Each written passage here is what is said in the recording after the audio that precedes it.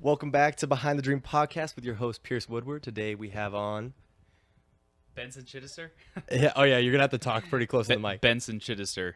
Hell yeah. Cool. So my buddy Luke got us connected. I was telling him about I'm interested in like launching this like course on teaching people how to grow their online following and start a online business. And he's like, oh, dude, like I'm a videographer for someone that like helps people do that. And then I was like, oh, super cool. And then he showed me his website and told me all about him. I was like, I got to get this guy on the podcast. He's got a super cool story, and there's probably more to it I don't even know. So without further ado, I mean, give me just a 30-second rundown on what you do. I know what you do, but I think it'd be better for the audience to, from your perspective of like what you do and like how you help businesses scale and grow. Yeah, for sure. So yeah, I mean, our company, Elite CEOs, we basically help business owners scale their online services. So that can be anybody from an online, personal trainer, e-commerce business.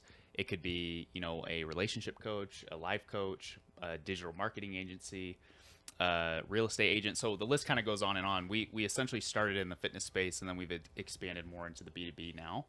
But that's ultimately what we do. So our whole goal is to try to help other business owners have more financial freedom, have more time with their families and scale, and have their dreams come true, because it's happened for us. So that's kind of like a 30-second spiel. Love it. I love it. Yeah. So just like some statistics on your company. So it's a 5 years Yeah, now? Coming on five and a half. It'll be 6 years this year in October. Sweet. Yeah. So like what your guys' first year, what did you guys do? So first year, that was when we were just in straight fitness. So we started at the end of 2017. In 12 months, we scaled to 7 figures. Oh, damn. So that was really exciting. And then the second year, sorry, dude. No, you're good. It's cold season, man. Yeah, I'm kind of allergies. No, you're good. I am too, man. The second year was even a bigger jump, because we jumped from 7 to 8 figures. Wow, So- that's a what 1,000% increase? Yeah. What was it that caused that? Well, the big thing was You're good, dude. yeah. So really, the big jump happened because we were just in fitness. So we were selling packages from $3,200 to $6,000. Right off the jump, first year. Yeah. I mean, we started at $1,500. Okay. So what we did is we started at $1,500, and then we're like, hey, we got a couple deals here. Let's bump it up to $2,000.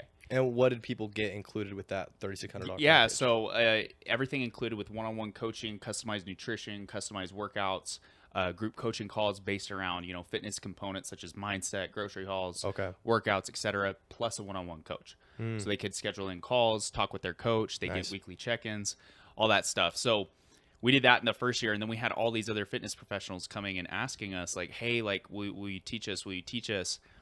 And my brother Tanner, the founder, he was like, no way, like we aren't doing this.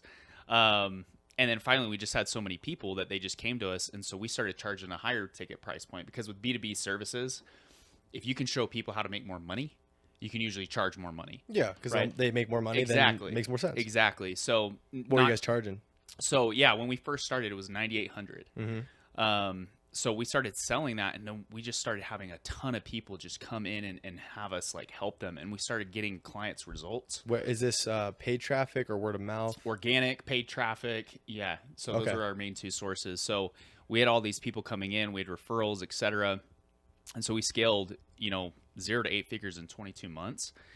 And with a relatively small team. Our team was very lean at the time. We maybe had like 10 employees. Wow. So margins were really high, no overhead, obviously, Yeah. because you're purely online. So we were at like 70% profit margins. Jeez. Where now today, we have about 90 employees. I saw that online. I was like, So- that's a team right Yeah, there. so it's obviously grown, and 5 years ago we wouldn't have ever imagined that it would have grown into what it is today. Yeah. But it is what it is, and it's been really cool to kind of see it happen and come into fruition. Yeah, I love that. Well, so the podcast is called Behind the Dream, and like the whole ethos behind it was like I wanted to interview different people from different paths of life, different businesses, different everything, just to kind of expand people's minds on possibilities on like what it is, and maybe their dreams change from watching it, or it gives them more information on what they're doing. And so what I'm always interested about is like the people that I have on, I want to know like, what was your dream before any of this, before college? Like, your childhood, like deep dive into like you as a child. What was it that like, what was your dream back then, and how has it changed to now? Yeah, I mean, my childhood dream, probably similar to like most kids who play sports. So I grew up playing sports, and like that was my thing. So I wanted to play in the NFL. Like that was my thing. So I wanted to play in the NFL. I wanted to play college football and really pursue that. And so I did. I pursued that very heavily. That was all I cared about. I, eat, slept, dreamt football. Football. Yeah, I played basketball too. But football was my true passion. And so I really pursued that. And obviously, that didn't work out, how I had planned.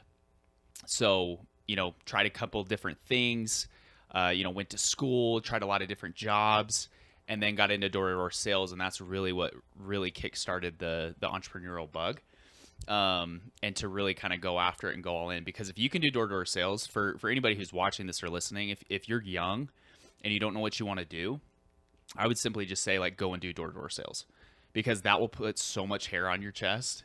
It'll be ridiculous, because you'll literally figure out so much about who you are, and it'll push you to your mental capacity so far that you'll be able to do anything you want. Why is that? It's the Just hardest. how hard it it's is? the hardest thing I've ever done. That's what I hear. It's the hardest thing I've ever done. I have like I have probably at least 10 people I know that like went out their first year and just came back, and they were like, it was awful. Just the mental fortitude, because like I used to get really anxious before going on the doors, Okay. almost like before I would play a football game, to the point where I'm like, oh, I don't want to go knock, like I don't want to do this, and then you start getting going, and it's a lot easier, but there's a lot of rejection, and I think that's a big thing, especially with like the younger generation, and you're kind of in that younger generation. But the younger generation, I think the way that they think is that one, like, life, I can do a little for a lot. And then two, they look at rejection as almost like, oh, if I get rejected or if I fail, it's a bad thing. It's like, you have to fail if you want success. Yeah. And so like failure is almost like the prerequisite you need for success. And you learn so much more by failing faster. And so I think it's just a great thing to experience, even if you don't do it long term, because if you can do that well, then you can do anything well. And when I did it, I was a top 5 rookie in the company. And so I was like, okay, cool. I can do this. I can do anything. I like that. No, I like what you said about failure, because that's something that that I've thought about a lot recently, especially like about a year ago. And something that was really interesting. My dad told me this. He got it from somewhere. I might have been like Will Smith or something, but it was like basically it was an analogy for like failure to dating.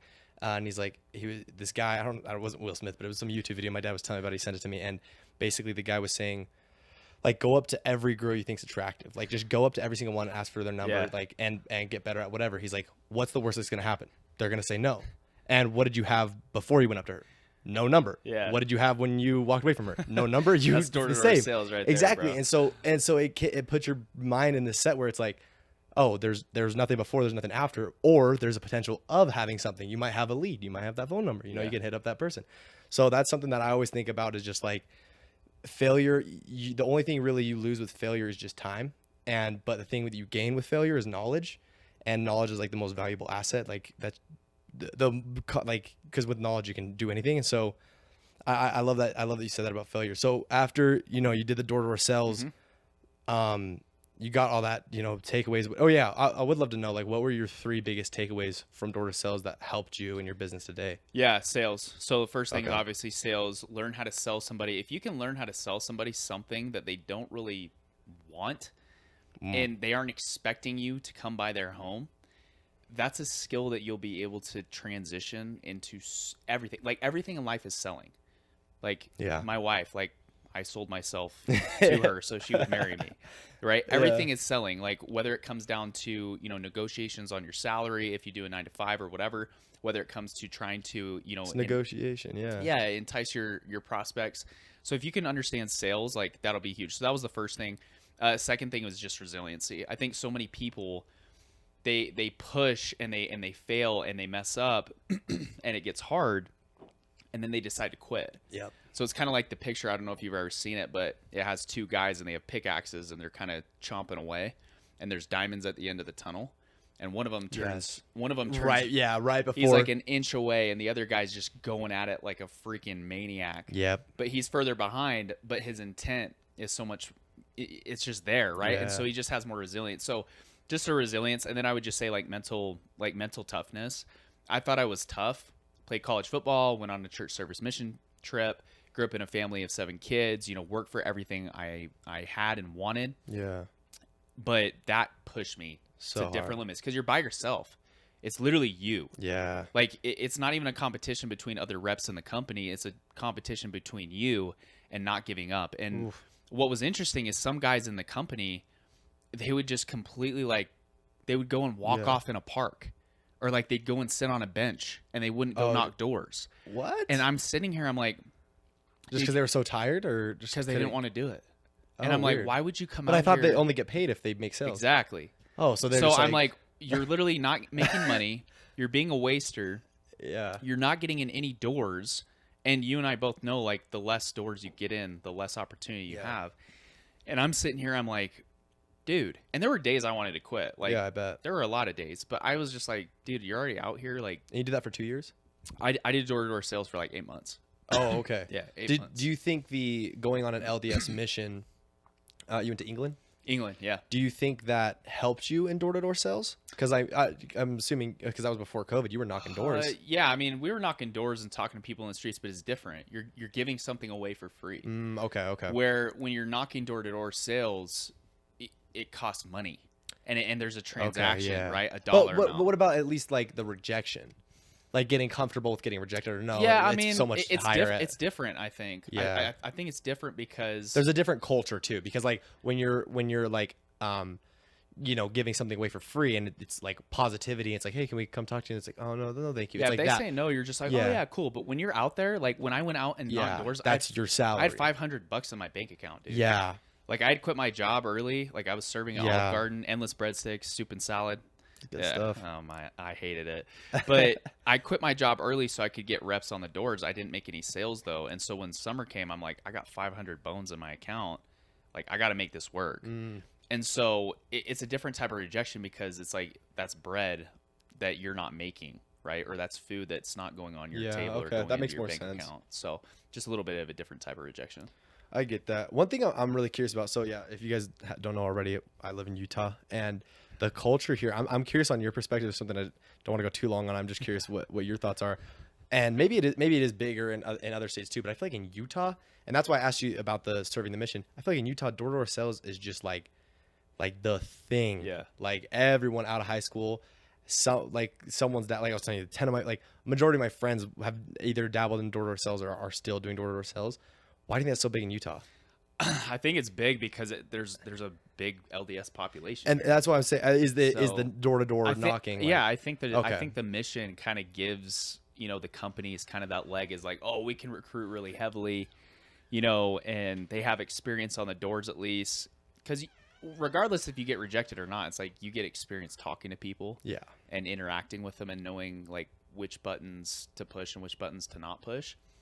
But yeah, I think that's probably a huge reason, just because the LDS culture is so big. So yeah, the door-to-door sales companies, they're thriving here, that's for sure. Oh yeah, no, it's so big here. That's why I was like, why is it so much in Utah? I feel like Utah and a little bit of Florida. Florida's got some good door sales. More like the bug pest because there's so much bugs in Florida. Texas has a lot of yeah, pest Texas control too. Like yeah, so what brought you to Utah? Yeah, so when I BYU. Exactly. Yeah, so I finished playing college football, went on my mission to England, came to Utah to go to BYU to finish out my schooling, and I was there for 2 semesters. And then after that, that's when door-to-door sales happened, and then everything else took off from there. So yeah, it was just to finish out school. That was my plan. I was going to go to school for healthcare administration, and I remember going in my classes and prerequisites, and I'm like, this sucks. Like, I just remember thinking to myself, I'm like, is this really it? Yeah. And so I kind of saw it as like the business opportunity developed with our own businesses. I could go back to school and try to climb the corporate ladder there, and do all that fun stuff, or I could start a business with my brothers, which like some people are very, I don't know, indifferent on starting and doing business with their brothers, but we hold each other very accountable. And my biggest why is like actually my family being dependent to me. Like money is not necessarily my biggest driving force. Like it's not even a driving force for me. It's not even in the top 3 or 5. It's being dependable to my family. Ooh. And so my brothers, like, they hold me accountable. And the worst thing for me is that if I let them down and they're like, hey, like, you let me down. Like that to me is like the biggest detriment that could Yeah. happen to me. So that's what ultimately like motivated me. I'm like, hey, I can be here with them. Do you think that comes from the cult, like you're one growing with 7 people, and as well as like the football culture of like trust and like accountability, or like where do you think that comes from? I'm always just curious about stuff like I that. mean, honestly, like our family growing up, like we weren't really all that close. Okay. Our parents, so my dad's a teacher, my mom was a stay-at-home mom, and like, you know, we didn't grow up in a bad situation, but like we didn't have everything we wanted. And we grew up in an area where all our friends are driving Mercedes and BMWs. Gotcha. And, you know, just asking their parents for stuff and they'd give it. What And part of Texas? Houston. So the Houston Okay. area, Friendswood, Texas is where I grew Okay. up. How close were you to Woodlands? We were like an hour and a half away. Okay. Okay. Yeah. But I know the Woodlands area. That's a nice area. Yeah. One of my roommates is from there, and so I was just curious Cool. about, like how far it was from. Yeah, Houston. about an hour and a half. But yeah, so I mean, we just saw everything that our friends were getting, and you know, we thought our parents were so unfair. We're like, oh, you guys make us get jobs and you make us do chores. Like you guys are the worst. Yeah. Now I'm like, man, you guys are smart, and that's the biggest blessing that could happen. But we weren't really close growing up. Gentry specifically, the youngest brother, Yeah. like me and Tanner, I don't know, like just growing up, he was kind of soft, like just being very transparent. Yeah. Like, Is he still soft? nah, he's a beast now. Yeah, like yeah. he's really bucked up. He's got a kid, he's got a wife. Like he's matured a ton, and he's younger than me too. So in ways he's wiser than I am. But he was just like, you know, he'd always poke us and like, you know, mess with us, and then we'd bring the hammer down on him, and he'd be like, ah! Okay. Tanner and I we were a little bit closer just because of the age range. Yeah. And, you know, we played varsity football together. But yeah, I just saw it as, hey, like I've been with my brother here grinding. We've been working our butts off doing this. I see this as an opportunity for us to do this together. And it's Yeah. like, who better to do it with than my brother, which I've seen what he's been able to do out here. Let's Yeah. go, you know? So was it so how many siblings are in on this business? Yeah, so Tanner, he's the oldest one. He's the founder. Then there's me. I'm the CEO of. Sorry, dude. You need to just take a break. No worries. Yeah, I'm the CEO of Elite CEOs, and then Gentry, he runs our Elite Closer division. So Okay. that has everything to do with sales placement, setter Calls, all placement. that. Yeah, and so he'll basically help business owners either train up even more in sales, or he'll get them a rep to start taking sales calls. So we help them build their team. So that's what Gentry does. And Gentry's, you know, he's taken a whole bunch of calls in sales at this point. He's closed like, you know, 30 million plus in sales. So he's got a lot of experience. Yeah. So yeah, it's just us three. And because you were saying, so he was telling me this off camera. So about 3 months ago, you transitioned to the CEO position. Your Tanner, is he involved in it still, or is he just part owner in it, and is he raising his kid and kind of taking a break? Or Yeah, what? so Tanner doesn't have any kids, nor do I think will he ever I have thought you kids. said- Gentry has one. He's the Oh, youngest. Gentry. It's okay. It's okay. So Gentry has a kid. He's the youngest. He's 25. His kid's 4, so he had his kid really young. So just a couple years older than you, bro. I cannot imagine having a kid in I like know. a year. Wow. Yeah, he's matured a lot. Tanner's still involved. Not as much though. Currently, right now, he's traveling around the world and just doing things kind of like, you know, kind of find himself, I guess you could say. I love it. Which, looking at it now, he's worked so hard for so long. How old is he? Tanner's 30, Okay. 31. Okay. Yeah, so he's 31. Just by himself, or he's married? He's got a girlfriend. Okay. Yeah, he's got a girlfriend, but he's traveling right now, and you know, he pretty much said something the other day to me. He's just like, dude, all the hard work like I've put in, you know, the business for the past 5 years, like it's totally worth it.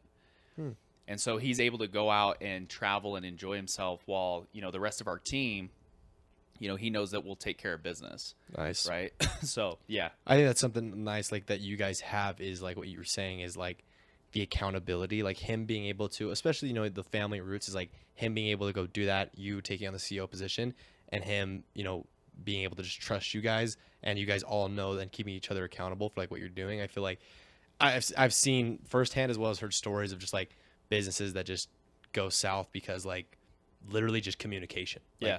literally that's the base level of like so many businesses fail off just communication. So no, that's impressive that you guys are like able to kind of keep yourselves accountable and make that like a like grounding stone of like, hey, let's keep each other all in check. It's like I feel like that's really important. Oh no, for sure. And that's the cool thing too, is like we don't really hold anything back. And so like there's been some conversations that, Tanner and, the youngest brother Gentry have had, and it's like, Rams butting heads. Yeah. And I've had some heated conversations too, but it's like it's needed. Yeah.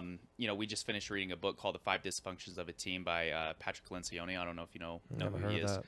But basically, the book goes into and talks about the 5 different dysfunctions in teams, and one of the dysfunctions that teams that don't do well is that aspect to not have that radical candor, right? Not being able to actually have those heated debates and arguments that are needed. Yeah. And then everybody can leave the meeting walking away like, okay, cool, like no worries, like this is what we're going to do. Here's our commitment. Let's go. Gotcha. That's exactly what it is in our company is, it might get heated at times, but it's just like, hey, ride or die, like let's get it. Yeah. How does the like not to say percentages, but yeah, I guess yeah, maybe percentages, but how does the like cut work between everyone? Is it just different for everyone based on like what do you mean by cut? just like payment? Oh, payment? Oh, Yeah. yeah. I mean, it's different, right? I mean, obviously now with 90 employees, like there's different Yeah, there's a lot of costs. there's and, different divisions, et cetera. So, currently right now, based off where we're at, there's obviously not as much profit because there's more people, but we're still sitting at, depending on the month, like 30 to 40% profit. Oh wow. Which, if you look at most brick and mortars, it's No, like that's 10%, 20 if you're doing great. Yeah. So we still have a really good profit margin, and our goal is to just scale this thing to the moon. Yeah. So we have some other sister companies that are in the process. They'll be doing 7-figure run rates by the end of the year for sure. The other thing I was gonna say, and obviously, yeah, I don't have as much insight on it. I feel like 90 employee. Like, do you like, and you probably do. Maybe no, you're not. But like, do you really need 90 employees? Yeah, I mean it's a good question. So what's interesting is the 90 employees obviously Are these all remote, or do you guys have an all office? remote. Okay, all okay. remote. We won't That ever makes get it a little bit we better. won't ever get an office. Yeah. So yeah, I mean it has its advantages because you can hire better talent, but yeah, I mean we have 90 employees across 3 different divisions, right? Okay. So there's multiple divisions. We have our main flagship company, Elite CEOs, then we have Elite Closers, and then we have Elite Ads. So we do done for you ads. Okay. So yeah, I mean based off what we do, it's like, we always feel like if you have somebody who's part-time, they'll put in part-time effort. Gotcha. But if they're full-time, they'll put in full-time effort. And based on where we're wanting to go, it's just something that we've needed. So you're sacrificing the profit margins and costs right now for your exponential growth. Yeah, exactly. Because you see where it's going. And that's the thing too that most business owners don't understand. It's like you can stay in the business and make, more margin if you want. But it's like, do you really want to work 80 hours a week the rest of your life? Yeah. No. Like even me right now, like I'm waking up at 3 a.m. each day and then I finish around like 6. Jeez. But for me, I'm cool with that. Yeah. Right? I'm okay with that, and I can do that right now and it's needed, but I can't do that my whole life. Yeah. And so having those employees there comes a certain point where most business owners, they don't understand this until it's like too late, but they become the biggest bottleneck. And that's the exact same reason why Tanner, decided to fire himself, right? Because he realized, hey, if I keep staying in this, I'm going to be the bottleneck in the business. Like I'm going to inhibit the business from growing. Gotcha. And so there comes a certain point where you just can't do everything. You can't do all the outreach. You can't do all the marketing. You can't do all the sales calls. And so you have to get people plugged in that can perform at the capacity that's needed for you guys in order to be able to scale. I hope that makes sense. No, it totally makes sense. I mean, I'm even reflecting that on my business and like just seeing where I was at, and like I'm envisioning like had I never hired anyone, like I was just thinking about that for me. Like I was like, yeah, I wonder how like my brand probably would have never grown, but I would have kept the same. I had super high profit margins at the beginning. Could you imagine though, like making all of your products, shipping it, like getting Oh, all the it would be labels, insane. like- And at first it was spoon rings. So like I'm just thinking about like 'cause we've sold just spoon rings alone over like 15,000, maybe more. And like that would have been all handmade by me. And that was something that was the first thing I outsourced. Is I met these 5 guys just randomly in Florida, the only people I ever met in Florida, and they all didn't have a job. Like, and they all like hated school, so they never went to school. They were all in college. That's funny. And so they all came to me and were like, "Hey, we want to help," and I started it like with them. And so like I hired them, then I hired an assistant. My dad helped me out with when we started doing the designing. He kind of came on and did the back end with China, and now so we split ways. And so now I have a lot more responsibilities. I finally just hired an editor. I have another assistant, but like, and I'm just thinking about all the things that they do, And I'm like, Yeah. my brand would just be so small, like, and I would have there's no room for growth. And so it's just like, You have no time to be creative or focus on the yeah, vision of the company. because you're so Exactly. focused on all the nitty gritty and like you got to order this and you have to make sure that's set up Yeah. and you have to edit this. And so there literally becomes no room for creativity and no room for an idea. And even if you have that idea, you probably come up to terms with it. You Bro, can't you're implement it. Yeah, you're so burnt You can't out. implement it because you're just so like, burnt and there's no time. Yeah. So no, I was totally just get it. thinking about it. I mean, it's really interesting because I think even now I'm like, maybe I need to sacrifice even more like margins and money for like a bigger team to grow even more. Yeah, I mean, it all depends on what Oh, your for goals sure, are, yeah. and then it all depends on like with most business owners that come to us. Whenever it comes down to hiring, it's like push to the point where you can't do any more yourself, and then Yeah. you know it's time that you need to get somebody in to replace you. Yeah, That's usually the best indicator. that's good. I like that. That's a good. That's So a good that way, rule. it's not like you're just hiring before the margin's there. It's like you need to make Totally. sure that the margin's there and there's actually a need versus just hiring people just to hire. Yeah. So now, I mean, now that everyone knows the whole kind of recap on it, what's your dream personally and or business wise? Like what's your 5-year dream from here? Dude, that's such a good question because like I don't really know. Which is kind of fun. And that's the thing, like even last year, like I wrote a book last year and then I moved into the CEO position, and like neither of those were on the table at the beginning of the year. What's the book called? Just curious. It's called Defining Opportunities. Cool. Yeah. So, I mean, in my book, I pretty much just say like one of the main prefaces or one of the main takeaways is that like small defining opportunities happen every day, right? So each and every one of us, the small things, what does that consist of? You know, exercising, taking care of yourself, waking up on time, making sure you work hard, making sure Relationships. making sure you're being competitively great, etc. And so I'm just a big believer that if you do the small things right, when the big opportunities come, right? Marriage, business, etc. Yeah, I like that. You'll be able to attack it so much better because you did the small things right. Because It's like that quote, how you do one thing is how you do everything. yeah, and I'm a big believer of that too. And so that's why the way I handle myself, I try to do everything to the best I can. And so what a lot of people don't realize is that the more times you put off the little things, the easier it becomes to do that. And then when the big opportunities arise, dude, you aren't able to actually seize the moment because you decided to slack. That's how I got my jump in college football. I was third string on the depth chart for 3 weeks. And then I got my chance. If I would have been slacking, there would have been no way. But I was putting in extra film study. I was taking care of my body. I was going to the gym. I was making sure I was practicing hard. I were was showing studying up for extra film. yourself. I was doing the little things that were needed. And so when my moment came, I balled out, and then I never lost my spot again and got bigger offers, etc. Yeah, So and that's how you're able to wake up at 3 and work till 6. You know, Exactly. hit the gym every day because like you had that implemented before you even. yeah, and so that's just like the big thing for me is just making sure you do the little things right. Yeah. 5 years, dude, I genuinely do not know. I genuinely do not Okay, know. then 5 no, years, then but no for time. Just an this- idea. Yeah, just an idea of like where you want to go. for with- this year. I would love to push our business so big to the point where all of our competition, like there is no competition. Which, as of right now, any of our competitors that have stepped into the space with us when we started have either all sold or they've moved on to other things. Have you guys ever thought about selling? That yeah, I mean it's crossed our minds, and like we'd love to get to the point where we could sell, but it's not necessarily on the Yeah. cards right now. We don't really like, I don't know.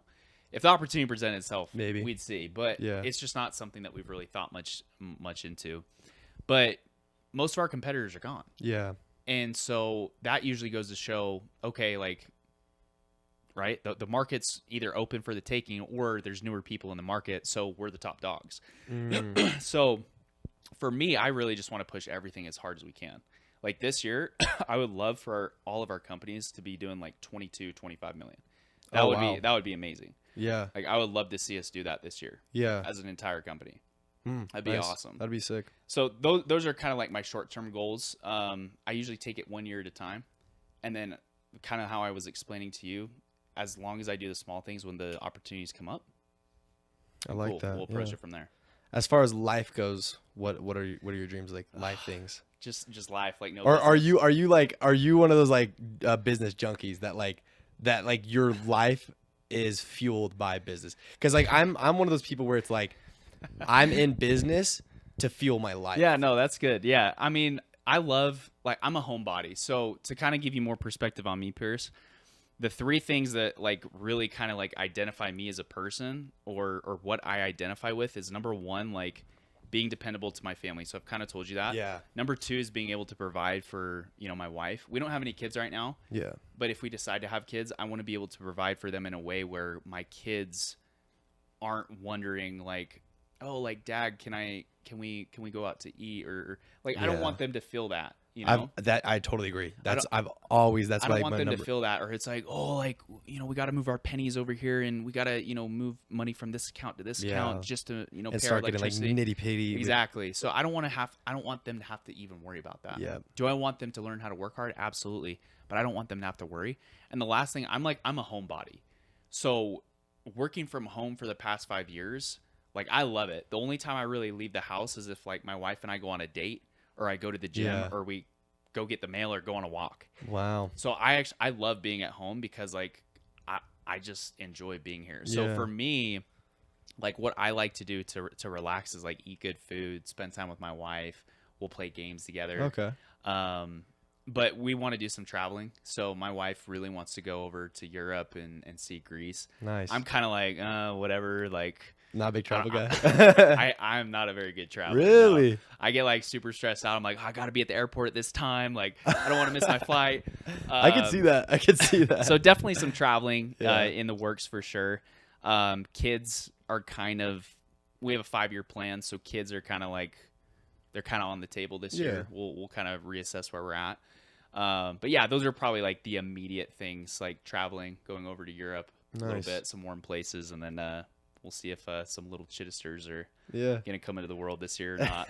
But yeah, we'll see. I like that. Another question I love to ask is, other than work and family, this is the question I ask everyone, which it seems like those are the two most important. So this works so perfect for you. But like, other than work and family, what are you most passionate about? And I have a guess. I'm gonna see if I'm right. Yeah. Well, I would say like what inspires you other than work and family? Yeah, I love challenging myself, like, phically. I called it. Yeah, I was gonna say I still enjoy training. I don't train as hard as I used to, but I enjoy like the mental component of like you versus you, and going and trying to push myself and you know, trying to, like, I don't know, I guess like how bodybuilders put it, kind of like sculpt yourself a little bit. Yeah. Because it feels good whenever, like, you know, you put in work and then you see the results. I would say that. And then my wife and I, what's been a really awesome, like, blessing in our lives, we teach sunbeams. So we teach little 3 to 4-year-olds at church on Sunday, and we don't have any kids, but we teach these little kids, and it's awesome because we go to singing time, and then we teach them. And ultimately, I think we learn more from them than they learn from us. But it's a really good pick-me-up at the end of like a really long, hard week, or at the beginning, whichever way you want to look at it. Because these kids, they come in and they're like, teacher, like, and they're saying stuff like, Jesus loves me. And you're just sitting there, you're like, man, you're just like the purest sunbeam. Like, yeah, you're just the purest thing of joy. And so that's like a really big like aspect that I love. And we've been doing that since we've been married. We've been in primary teaching little sunbeams, and we love that. So I really get like a lot of joy from that. Just being able to interact with those kids, because they're just like, they're fun, man. I like that. Yeah. To jump back into like business side of things, I want to get clarity, but as well as where was I going with that? What I kind of want to figure out is how the price structure, because this is even like for the, like, with Luke connected us, like, so like I told you, I'm creating a like online course that is to train people how to grow on social media and how to grow an online business. Those are two things that's all I've done for the past 3 years. And so I've grown my social media to 1.7 mil, 170K on TikTok or on Instagram, and, you know, business over 7 figures, SMS list, tens and tens of thousands. And I know everything that I could, if I implement, you probably feel the same way. Like when you guys were doing it, it's like, you know, everything to get someone fit, but it's like, how do you sell yourself, or how do you sell yourself to other people? That's one thing I'm trying to get clarity on right now. And even for the viewers, if someone's trying to sell something high ticket, so let's say $1,000, what are the key elements to selling something high ticket? Well, it all comes down to the perceived value. So what is value? right? So you have to understand what your prospect's view on value is. Okay, so let's break that down. So what is value? You have the perceived likelihood of achievement. So how likely is your customer, right? Let's say you're trying to teach them Like, how to grow their social media, yeah. build their account. How likely is it that they can succeed with what you're teaching them? Yeah. So Okay. there's That's that. good. That's okay? good. Yeah. So you have the perceived likelihood. Then you have the actual time frame, right? So how long is the time delay? Is it going to be a year? Is it 6 months? Is it 2 months? And it doesn't necessarily need to be, oh, you get the prime result, immediately. It just needs to be, hey, can you start getting results quickly? Yeah, because then the value's there. Exactly, because if they can get inundated in your process quickly and see like, oh my gosh, this is what's possible, then it's like, okay, awesome, like let's do this. And that's probably the biggest part with business owners, dude, at least newbies, is they don't really understand what's truly possible until they see their beliefs shattered by seeing somebody else do it. And they're like, oh my gosh, what I believed for my whole life was a lie. So you have those aspects. Then ultimately you have what's the effort and sacrifice. So how much effort and sacrifice do people need to put in, right, in order to get the result? And then what is ultimately the actual, like, what's the what's the word? I'm losing my mind. Value, likelihood. Yeah. Perceived. So yeah. So we talked about. I can't find the word now, dude. No, End you're of the day, good. I've lost all my words Yeah, because right. I've spoken them. Perceived likelihood, time delay, effort and sacrifice, and then dream outcome. So what's the dream outcome your prospect actually wants to have happen, right? What does that look like? What is that? Them standing, on a beach with palm trees, and that's what equals value. So anytime your value supersedes what the cost is, you'll be able to sell your product very, very often. Okay, I like that. And so your service could be $100, or it could be $1 million. But if you don't have those aspects tied in with your value, you won't be able to sell anything. As far as the psychology of the sale goes, so that was like the back end. As far as the psychology of the sales goes, like, and even maybe this ties. Were you selling solar? We're selling alarms. Oh, alarms. Yeah, selling alarms. Yeah. And how much was like a package? It depends, but we were usually selling them for $49.99 to $54.99. Okay. So not high a ticket. lot. Okay. But even so, like solar example like that, like what goes into, and I guess maybe it's the same thing, like showing them like how soon, like yeah, like, or even like a sales video, like what makes someone, are you deep into psychology, like reading and like getting into the mind? Yeah. What makes someone like want to move forward? And like, how have you seen in your business, how have you seen people, like, where do you see people like, are that they're resentful, like, no, it's too much money right now?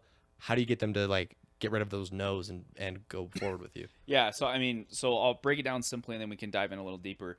Usually people say no for 3 reasons. 1, they don't see the value. So we talked about that a little bit.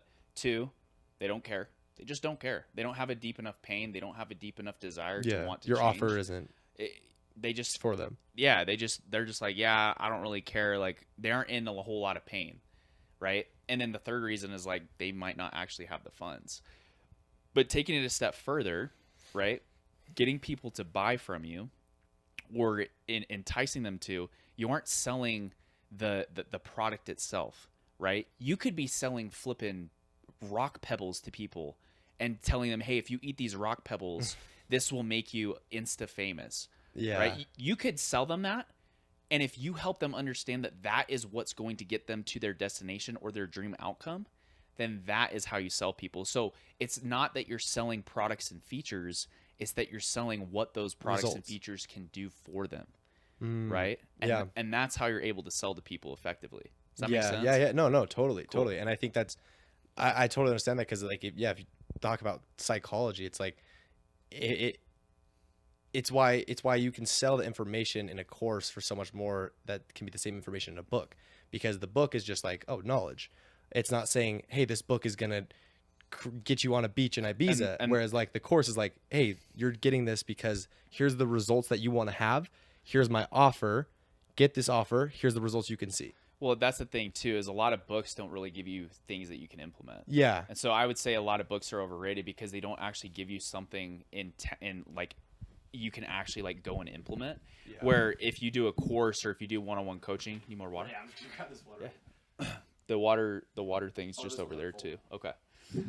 So yeah, I mean, that's a big reason why I think a lot of books are overrated, because they don't really give you a tangible like, hey, here's the strategy, go and do X. Where whether it's a course or a coaching program, etc., there's usually more value perceived because it's, hey, this is what I've done. I'm showing you step by step how to do it. And if there's some type of specificity, experience, and personalization involved in that, that's what really helps, what like gets put the it. icing on the cake for sure.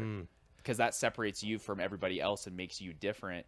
And if you have a unique mechanism or a unique selling point, then that will separate you from the market and make people see you. Hey, look, Pierce, I understand like what you did in the past with XYZ, and ultimately like here's the reason why it didn't necessarily work. So this is why our company was able to come in and we started doing this different method, which ultimately helps you get more of XYZ, which leads to a better outcome with ABC. Yeah, and those XYZs are their pain points, right? Their pain points, and ultimately helping them see that we're the best solution because we're different. You could be selling the same Gotcha. exact thing, but if you have a unique way that separates you from the market, That you do it. that exactly. That's why you see some of these brands that blow up. It's like, you know, they're huge. They're very different. They have a different type of Approach. Exactly. Right. I like that. What about, because so what another thing that I'm so curious on right now, because I've just been researching the field so much recently, and like I'll click on people's landing pages all the time. As far as like price goes, because a lot of people, I see a lot of YouTube videos I've seen, I've also bought courses before, that some people are like, go for like ultra high ticket, like go for, you know, past like, you know, I don't know what you call ultra high ticket, but like 7,000 to 15,000, like try and get more clients. Because this one guy is like, I was doing high ticket as far as like $1,000 for a course, and then he said I switched it to doing 15,000, added more value, niched it down even more, and I found that it was way easier to sell one person 15,000 than 15 people 1,000. Yeah. And so, okay, what I guess my business model of like teaching people how to grow an online business and grow on social media, do you think I'm in the right field keeping it at $1,000 for that? Or do you think going higher ticket and being more personalization, giving them more information, maybe doing, you know, you get an onboarding call and like a monthly checkup for 6 months? Do you think that is more there? Like, what are your thoughts on Yeah, I that? mean, I'm jaded at this point in the high ticket space, but I'll always say go higher ticket than low Interesting. ticket. So one thing about you that's pretty cool is like you've kind of done the hardest thing first. Is get the attention. Like Oh, no? you've done low ticket stuff, bro. Oh, like, okay, selling your yeah. products, Yeah. that is hard. Oh, it's a that is pain in the ass. extremely Yeah. hard to do without a very large social media following. Yeah. Like that is very hard to do. Yeah. Like I know you've built your social media following, but like you didn't have that when you started. Yeah. Right. Yeah.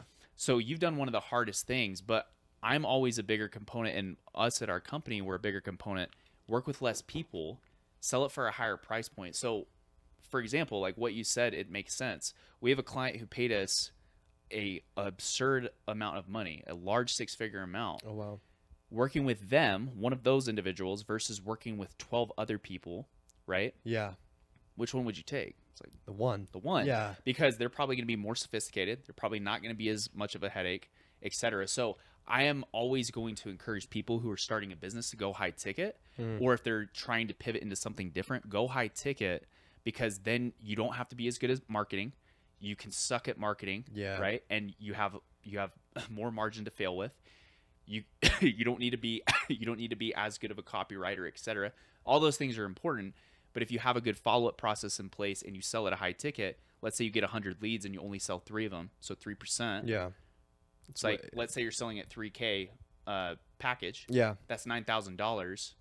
You just almost made 10 grand Yeah, with three three people, people. versus having to sell $15,000 Yeah. or 15,000 15 people on products. Yeah. And, you know, I don't know what you made. Maybe. Totally. Yeah. And then more margin or less margins and Exactly. more customer service, all this stuff, because it's individual people. Exactly. In your guys' business, what do you see? What niche do you see them? So do you like? Do you guys take on anyone? And do you guys have like a multiple different packages? Yeah, I mean, or like, what's your niche that you like really specifically target? yeah. to? So I mean, we started in fitness. So I would say right now, most of our, not most, well, yeah, I'd say most of our clients. So it's a 60-40 split.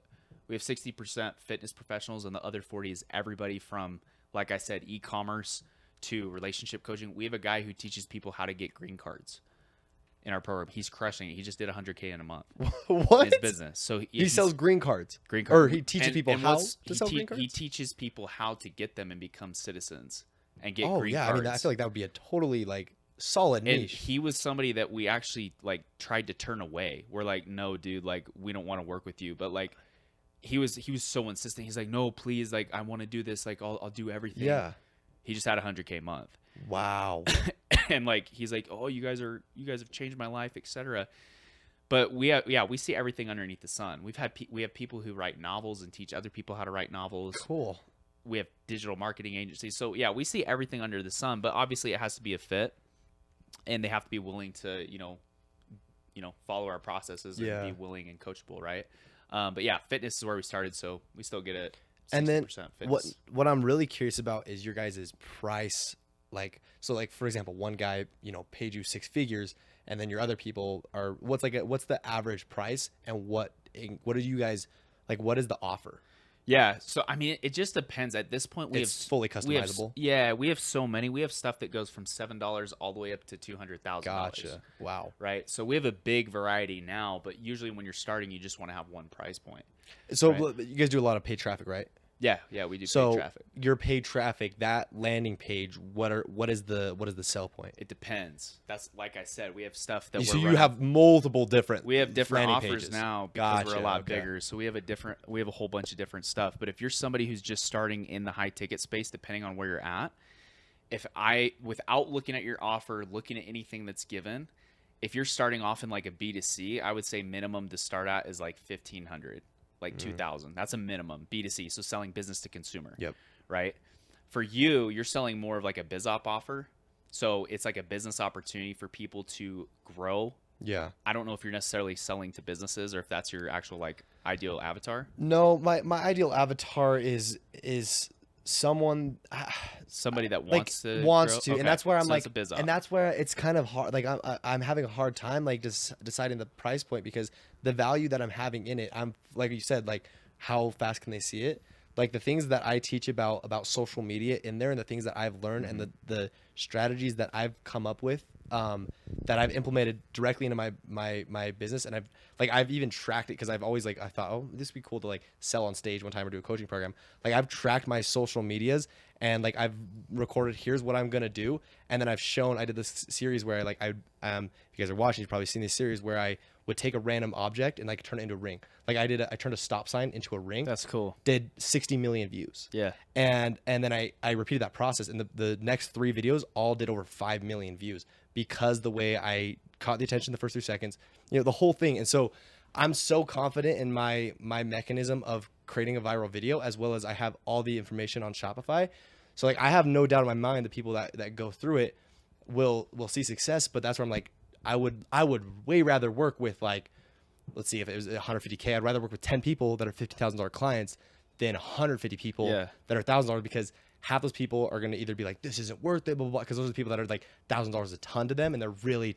So yeah, that's a little spiel on. But yeah, my target audience are like people are definitely that like 18 to 22, want to take action in their life, maybe had some success doing door to door, they have some upfront money, and now they want to take their business seriously. Yeah. So I mean, with a biz op offer, like depending on what's included, what's not included, I would say usually for that type of an offer, you could probably start selling at around 3K minimum. Higher. Do I need to be like, for that, do I need to be like one-on-one, doing one-on-one stuff? It just depends on everything you're giving them. You could probably, because if there's more one-on-one, there's going to be more perceived value, right? So you could charge more if there's more one-on-one interaction, right? And that's where specificity comes into place. Yeah. So anytime I tell people that they're looking for a business coach, like, one, do they have the experience? So have they scaled a business? Yeah. Like you're trying to do, right? In the high ticket space, right? 2, right? Do they have actual like specificity? So have they done, right, like what you're trying to do? Last thing is personalization. Do they customize things? Are they adaptable? Because there's things that you can't get from a course that you can get from one-on-one coaching. Because the problem with people, and you'll find out if you start selling this, the problem isn't the aspect of them getting the information, right? People think like, oh, if I get the information, I'll be fine. It's the implementation. People mess it up every single time. You could be the best coach in the world, and you're still going to have people who mess it up. You could be the greatest coach in the world, like greatest coach. and your players mess it up, and it's like you lose. Yeah. So Well, I've even seen. I paid a guy pretty. It was about $1,000 for fully customized workout plan, meal plan, and then it was like a couple video calls on creating my workout thing, and I went through it. But I was so not consistent with it. Yeah. And then after we stopped you doing the go. calls, I failed doing it, and then I didn't get back into the gym for 6 months. Now I've created a whole thing for myself. So now that you're saying that, I'm like, yeah, I did that exact thing. So that's the thing. Most people like they don't implement it. They won't implement it. They're like, oh yeah, this is cool to learn, but they won't go out and implement. And that's where most people get it wrong. And that's where having like a coach and an actual ecosystem and community can help. But yeah, I mean, I would say for you, like based off where you're at, like you could probably start selling that at around like $3,000, and then start charging more as you get more social proof. You get better concepts. You improve the program. You take feedback from your customers. Okay, what can we do better? How can we make a great upsell for them to continue learning once they get to this point? So it's all a development, but ultimately. That's what I would say without looking into like the nitty gritty. You could probably start selling that around $3,000. I like the insight. Yeah, your guys' offers. Yeah. What is the landing page like? How do you get people to like? What's your flow? Like, how do you get people like? Because you guys do calls. Yeah, we do sales calls. Yeah, sales calls. So how do you get people through that funnel? Like, obviously the paid traffic, and then your landing page. But do you even offer a price before you're on the phone? I didn't think so. Okay. No, that's the biggest mistake you can make, because like I was kind of saying earlier, your package could be $1 or $1 million, but when there's no perceived value, they won't buy.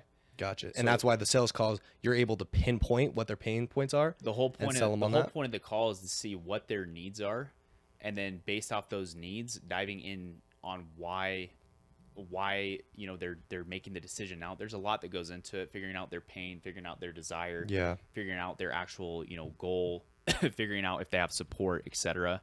Oh my gosh, I remembered it. Can finish that last. What were you talking? Yeah. No, you guys were just saying, getting the sales call, and then you have to touch their pain points. Yeah. So the whole point of the sales call is to figure out what exactly it is that their problems are and what their needs are, and then offering what the solution is on how you can actually help that individual based off your unique mechanism, right? So like you asked, like what our process is.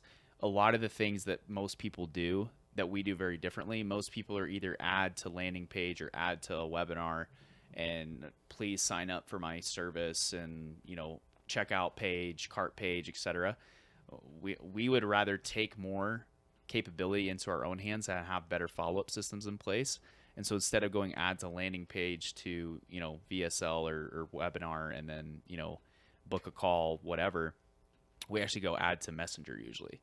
So it incorporates an aspect where you have human interaction and you can push the follow-up much more, and you have way more actual say on the actual outcome. We've actually seen 7x more bookings doing it that way, and that's our unique mechanism. And most people are like, oh, cool, so I'll go run ads to Messenger. It's like, yeah, you have the information, but good luck trying to implement it. Implementation. Exactly, and we've nailed it down so well that's our bread and butter, and so that's what we do so well on. And like, there's money in the follow-up. So if you don't follow up, like people don't understand, they miss out a lot when they don't follow up. That's something I've seen a lot, because I love to just really dissect different industries that I'm interested in, clothing, this, all the different things. So what I've done recently is anytime I see an ad for something, some sort of course or anything, that's what I've been doing. Like I'll just sign up, just put my email in, I'll watch their sales video, and then I see how good their follow-up system is. Yeah. Because because it inspires me. Like, oh, that's And I've had some people enter one of our funnels, dude. See what happens. I will. Luke sent me your guys' page, and I was watching the sales video. The video is great, and then I actually will. I will. Yeah. Our team will blast you. I bet. Our team will blast you. So the thing that I forgot, this is the last thing I want to ask you.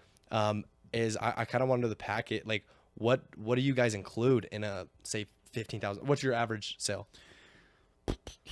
It just you don't know. I wish I could. I wish I could say. It just depends. Okay. Right, because we get so many different ones. Customization. I'll say like 15,000. Is that a good? I'll number? say 10,000? it's usually somewhere between. Our average sale is usually somewhere between like a 5-figure number. Okay. Right. So a 5-figure number, lower 5-figure number. Okay. And when I say lower 5-figure, like under 30. Okay. Still so much. Yeah.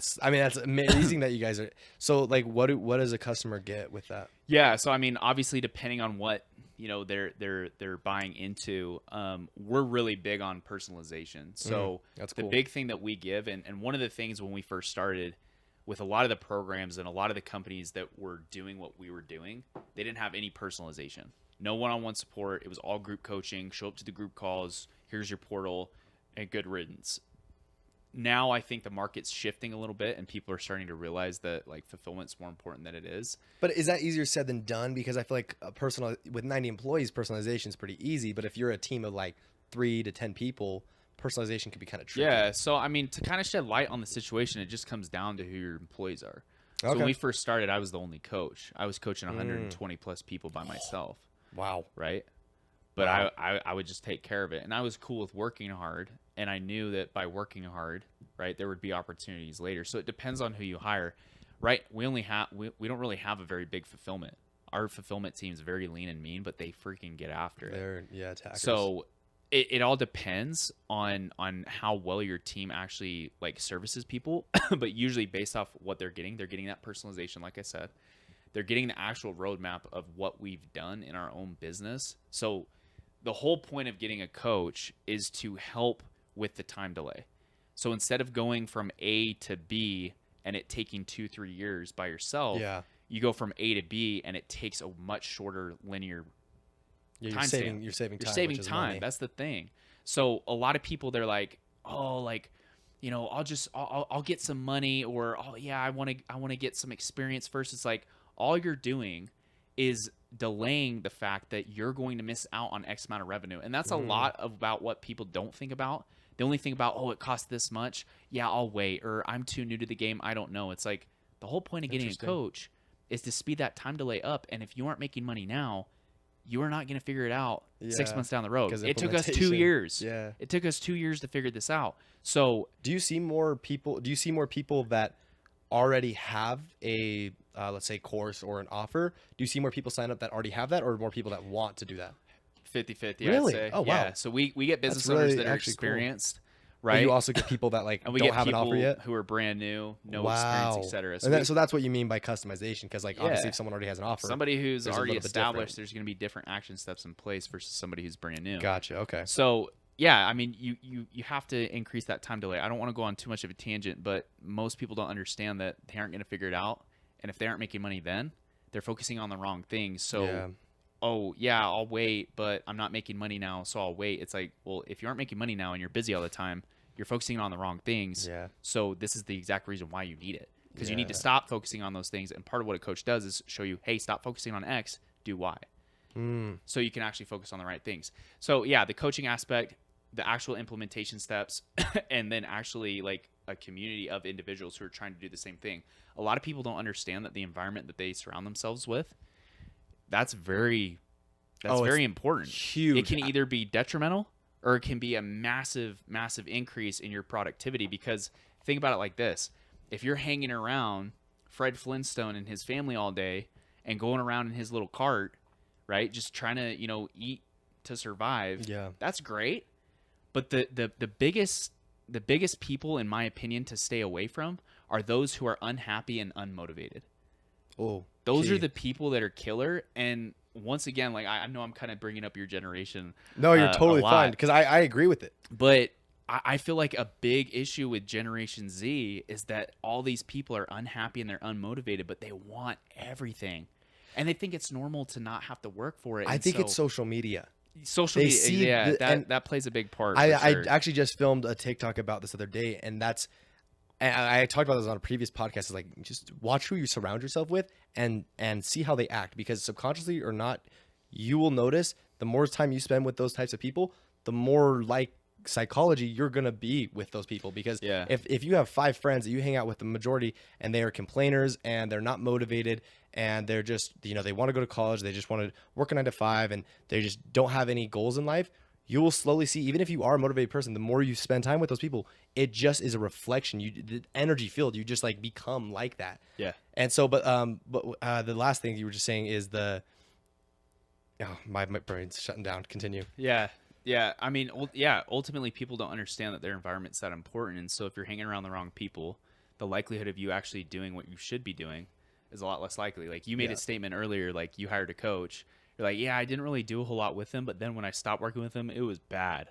Like, that's what a lot of people don't understand, is that it can get a lot worse by not being in the right environment, or it's already really bad. And once you get in that right environment, you see what other people are doing. And the best way to look at it is, oh my gosh, like, here's what's happening. These people are doing it. They're doing it. So why can't I? Right? That's the way that you should look at it. And then that motivates a lot of people, because they're like, holy crap, this is actually possible.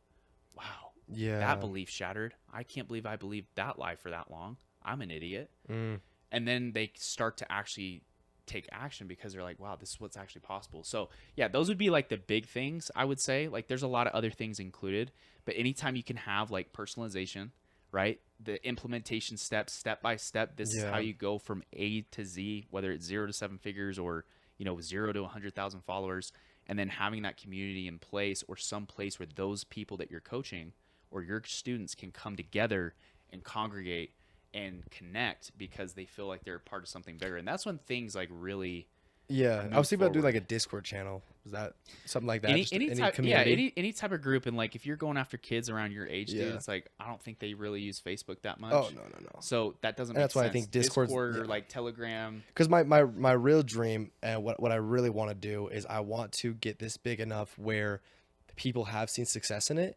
And then, so for example, like the people, your guys' 7-figure club, what I would do for my club, whatever, is host like events at like go rent out a mansion in Park City.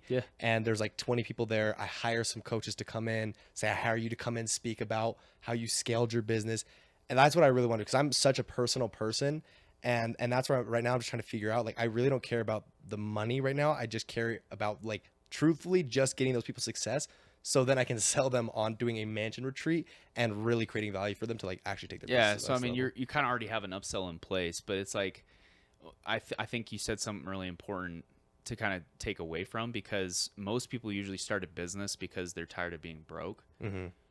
And that's okay. Like that's fine to start, but after a certain period of time, it's like the money is really like, it's not a motivator. It's not going to be the why. And so it's really getting addicted. What I found that I get addicted to the process of learning. I get addicted to grinding hard and actually learning and applying myself to the best I can, because that's like, it feels so much better when you hit a goal, when you actually enjoy the process, versus, oh, I hit the goal. Because what happens when you hit a goal? New goal. Oh, all right, here's the next goal. I just benched 2 plates. I'm going to do 3 next week. Yeah. It's just like, it doesn't last. But if you actually enjoy the process, dude, it makes the journey actually worth it, because you're enjoying it along the way. You'll probably align with this quote. This is my favorite quote. I have 2 of my favorite quotes, but this is like one that I just love so much. Oh my gosh, my quote list is insane. But basically the quote is like, if you don't learn to enjoy the process never ends. Yeah. Basically meaning like, if you can learn to just create meaning and create purpose with what you're doing, the process is basically the end destination. Like with you, you're falling in love with the learning and adapting. So you're always achieving your desire. Whereas if you're like, for example, if your only set goal was, 25 million or 22 million this year, and then say you get that goal or you don't get that goal, one of 2 things. Like if you get that goal, then it just sets to a new thing. And then you're like, oh, well, that wasn't, it feels good for a day. Yeah, for a day, literally a day. And if you don't get it, then you're just depleted. Whereas like, if you just keep your continuous, you have your things you're pushing for, but if you're, I totally agree. Cause that's like my whole thing is just like, even on my website it says rings to inspire people, or rings to inspire your dreams. So like my main purpose with my brand is just to inspire people to go after their dreams. And that's why I think the course and all the stuff I'm trying to do aligns with it. But yeah. Cool, man. Yeah. Awesome. Well, to wrap things up, I always love to get, so last 2 questions, 3 tips of like from life, business, whatever you want to do, 3 tips of advice for the people watching. And then after 3 book recommendations. Okay. 3 life tips. Number 1, don't be a soft ice cream cone. No, I'm just kidding. 3 tips. So yeah, I mean, first off, like, I know I've kind of said it, like, take the small opportunities serious. Even if you think like, I'll call in sick today or XYZ, like just take the small things seriously. And then big opportunities, when they arise, don't be afraid. Whenever something new happens, I think sometimes us as humans, we look at change as a bad thing, and it can be kind of scary, but I would just say lean into that, uncomfortableness or that unknown, because that's what's going to allow you to become the best person you can be. Whether you're a business owner, whether you're a 9 to 5er, it doesn't matter, guys. like just lean into it, because that'll allow you to grow even more. The last thing, this is kind of sarcastic and kind of like joking, but the last thing is if you're somebody young specifically right now, and you're you're really looking to make an impact, I would just say, like, try a lot of things. Like, things that are legal. Like, don't go out and do anything like illegal, but like try a lot of things. Yeah. Like, try door-to-door sales. Try, different How is jobs. that sarcastic? Try. Oh, I was. You were going to somewhere else. I think I know where I was you're gonna go down a dating route, but we don't need to talk about anything dating.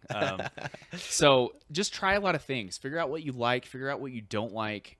And really, I think, like, when you're in your 20s, it's the time to really kind of explore that. And even if you're before your 20s, for some of those people on this show, just try things, because then you're able to figure out, okay, I can learn this skill, I can apply it into XYZ, and that'll help you go so much further. I just think so many people get so caught up in, I'm going to do this for the rest of my life. It's like, try things and then go from there. So those would be my big 3 tips. From there, 3 books. Man, there's so many good ones. My number 1, Relentless by Tim Grover. If you haven't read that book, he's the trainer of Kobe Bryant. Okay, yes. Amazing book. I really vibe with that mentality of just go out and do everything as best as you possibly can. Yeah, you seem like that. So go read his book. Second book I would recommend. Man, there's so many good ones. Second book. Got to plug your book. Yeah, I was gonna do that last. Okay. As a joke. Second book. This is a great book. $1 Million Offers, or $100 Million Offers by Alex Hormozy. Oh my gosh, it's so an amazing. If book. you guys haven't read that book, it's a great offer. Or it's a great book about how to create an extremely compelling offer. And then lastly, my book. So Defining Opportunities. You can catch it on my Instagram link. Fully digital, fully free. You can check it out. But yeah, those would be the 3 books.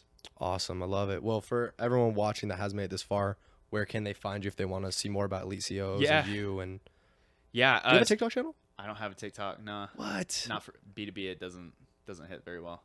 But okay, we'll have to. Okay, yeah. We can chat more. We should. Yeah, it's B2C. It's been really good. Anyways, So Benson Chidester is my Instagram. That's my Facebook too, and then our company website is eliteCEOs.com. So dang. Yeah. Do you mind me asking? And we can cut this out if you want. How much does it cost to buy that domain? EliteCEOs.com. Yeah. Was it bad? I think it was like $1,000. Oh wow. Yeah. When I saw that you guys had that like domain, I was like, dang, I feel like that would be a expensive one. Yeah, it wasn't too crazy. Huh. Yeah. Nice. Awesome. Nobody had it. Oh really? Yeah, nobody had it. GoDaddy.com. Yeah, there you go. My head's kind of sweaty from holding this thing the whole time. Okay, well, it was a pleasure, and tune back in next Tuesday. I love you all so much. If you have made this far, go chase your dream. Live your life. Love you. Love you. Peace out.